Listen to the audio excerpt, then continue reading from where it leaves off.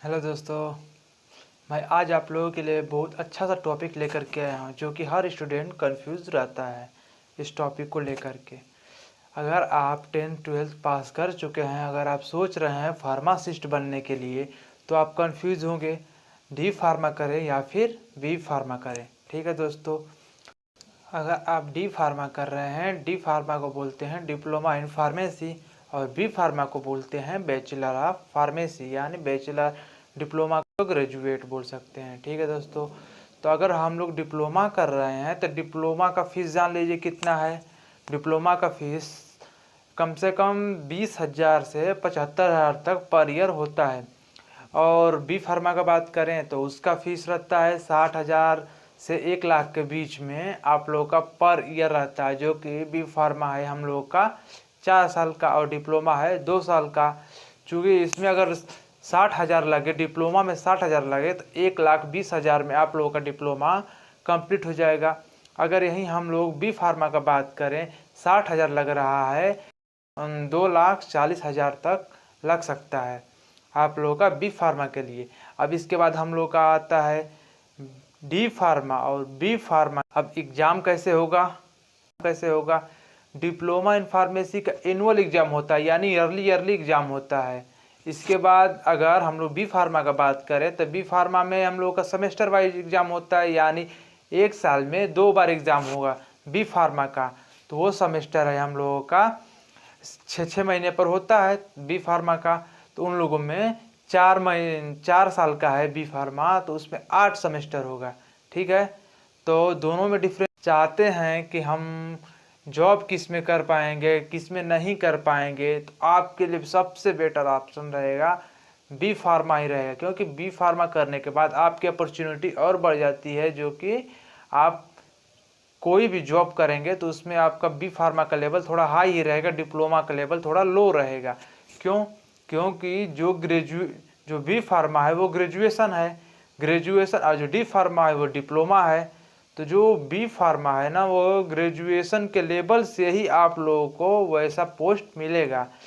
हम लोग industry level में चले जाएंगे तो इंडस्ट्री में मार्केटिंग, इंडस्ट्री में चले गए पैकेजिंग हो गया, क्वालिटी चेकअप हो गया, ऐसे कहेंगे। गवर्नमेंट जॉब में आरआरबी हो गया, हम लोग का डीआई हो गया। आरआरबी किस में हो जाएगा? रेलवे में हो जाएगा।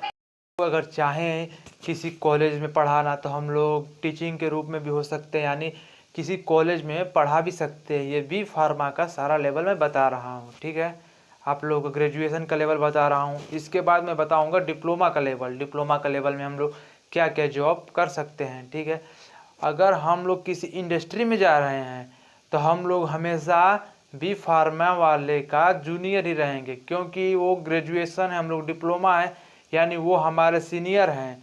तो उन लोग का ये होता है कि हम लोग का वो मतलब रिस्पेक्ट करेंगे, ताकि जूनियर हैं, जूनियर का आदर करेंगे, यानी जूनियरों को बताएंगे। ऐसे आप लोग समझ सकते हैं। का हॉस्पिटल फार्मासिस्ट हो सकते हैं।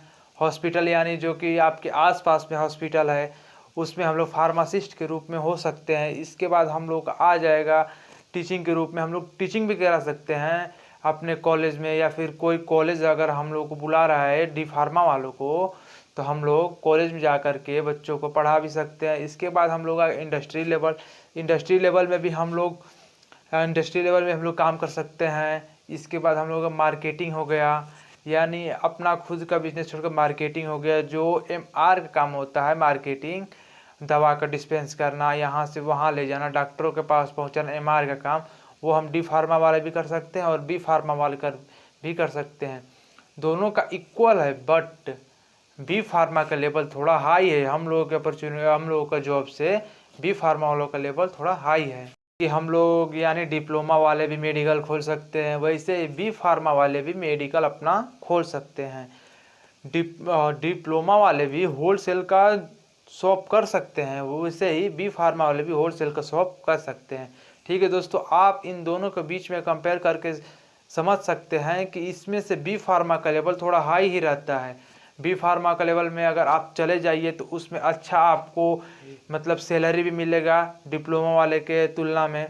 जब हम लोगों का सैलरी मान लो 20,000 रुपये डिप्लोमा इन फार्मेसी वालों का, वही बी फार्मा वालों की सैलरी रहेगा 40,000 रुपये। 35,000 रुपये यानी 30,000 रुपये ऐसे करके रहेगा, मतलब हम लोगों से अधिक ही रहेगा बैचलर वालों का। क्यों?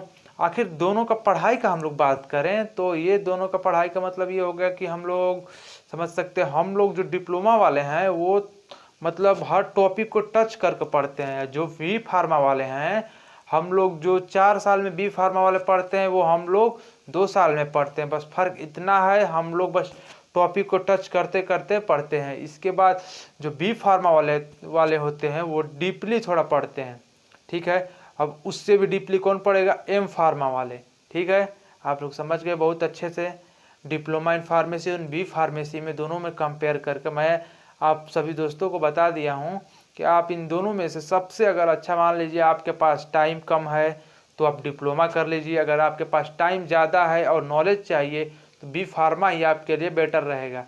क्योंकि अगर डिप्लोमा में अगर आपको अच्छा सा कॉलेज मिल गया तो फिर आप सोचेंगे बैचलर करना। अगर बैचलर यानी डिप्लोमा अगर 2 साल का आप कर लिए हैं तो इसके बाद अगर बैचलर कर रहे हैं उसी के बाद, तो हम लोग को लेटर एंट्री मिल जाएगा सेकेंड ईयर में, यानी 1 साल का हम लोग का बचत हो जाएगा।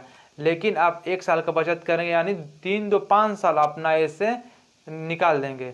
इससे आपके लिए अच्छा यही रहेगा कि आप बी फार्मा ही चूज़ करें, क्योंकि बी फार्मा का भी अच्छा सा थोड़ा डीपली पढ़ाई होगा और आपको अच्छी तरह से समझ में आएगा। अगर आप डिप्लोमा लेवल पर सोचेंगे थोड़ा डीपली पढ़ना तो हम लोग के सिलेबस में नहीं रहेगा, ठीक है। वो बी फार्मा के सिलेबस में अच्छे से डीपली से रहता है, तो आप दोनों को कंपेयर करके देख सकते हैं। इसके बाद अगर सैलरी की बात किया जाए तो डिप्लोमा से अधिक ही मिलता है बैचलर वाले को, ठीक है दोस्तों। आपको ये जानकारी कैसी लगी?